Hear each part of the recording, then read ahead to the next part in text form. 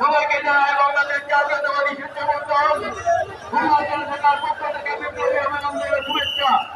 সর্বপ্রথম মহান আল্লাহ তাআলার কাছে শুকরিয়া জানাই, কৃতজ্ঞতা প্রকাশ করছি দেশ কার্যালয় আফতারের রহমান 2024 সালের দিনে যার নেতৃত্বে যার সেনাপতিত্বে বাংলাদেশ একটি নতুন গণতন্ত্র ফিরে পেয়েছে।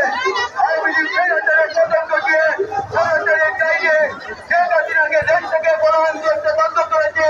সেই প্রিয় নেতা বিএনপির ভারপ্রাপ্ত চেয়ারম্যান জননেতা তারেক রহমানকে ধন্যবাদ জানাই। আমাদের প্রিয় নেত্রী